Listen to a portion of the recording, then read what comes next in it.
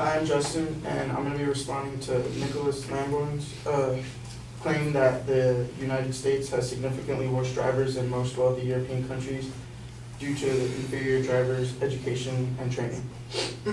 Now, my opponent's secondary claims are as follows. 1. Drivers in well-developed European countries have significantly lower accident rates than American drivers. 2. Drivers' training has a significantly positive effect on driver safety. And 3. Most well-developed European countries have more rigorous driver training programs than the United States. Now, going back to his first secondary claim that that drivers in well-developed European countries have lower accident rates than American drivers, I say that they don't. Like, he gives 2 points as evidence in relation to this claim, both saying how America has the highest rates of fatalities per 100,000 vehicles, and this is weak evidence because it does not relate his secondary claim back to inferior drivers training. In fact, the more vehicles that there are on the road, the greater potential that there is for accidents to occur, and it doesn't necessarily mean that it's because of poor drivers training. As of 2013, the United Kingdom, which is a country that he had used as evidence later on in his speech, the United Kingdom had 36,468 vehicles in use, while the United States had 252,715 vehicles in use. So therefore, the more vehicles that are on the road, the more likely that there will be more frequent accidents. And 2, other than more vehicles just being on the road, it could be many different things other than driver's training, such as weather conditions, road conditions, drunk driving, which is a big one. That could be other possible reasons for higher accident rates than driver's training. So it doesn't really relate back to his main claim, even though it is true that America has the highest rates of accidents. Now, his secondary claim was that driver's training has a significantly positive effect on driver safety. And his evidence here, and one of his points was that he focused on insurance companies and how they give discounts to those who enroll in defensive driver courses.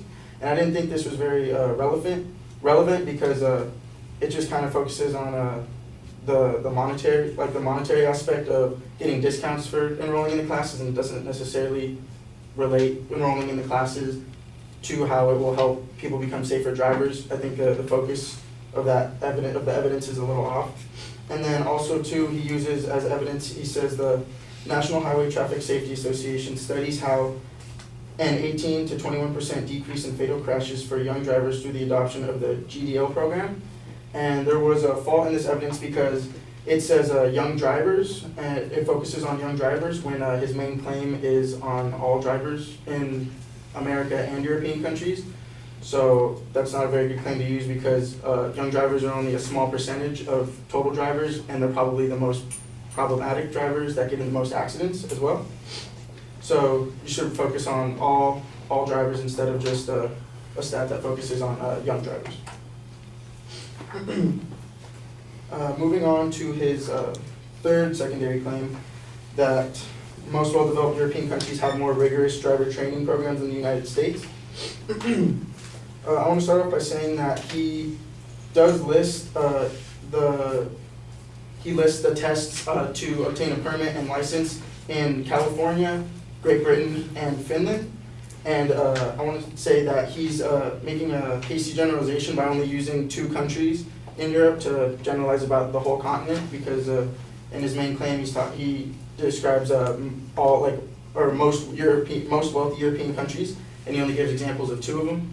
So you can't really generalize 2 countries about the whole continent. And driving is obviously going to be different from country to country. In his evidence about what it takes to obtain a license in Finland, he focuses on night driving and a slippery driving course, and that's obviously because in Finland the weather conditions are going to be a lot different from they are going to be in America or even in Great Britain for that matter. So it's kind of hard to, especially using Finland as an example, to relate it back to the rest of Europe. Also, some evidence was left out of his point on about California driving test. He says that the minimum age must be 15 and a half with 6 hours of driving school, but there also needs to be 50 additional hours of behind the wheel training, and you must hold your permit for 6 months before you can get your license. So there's 2 points that are left out that do make the test in California a little more difficult. And so I would just like to end by saying, in conclusion, that while his main claim does have some truth to it, the evidence that he uses to back it is not very well organized and ultimately does not support his claim. Thank you.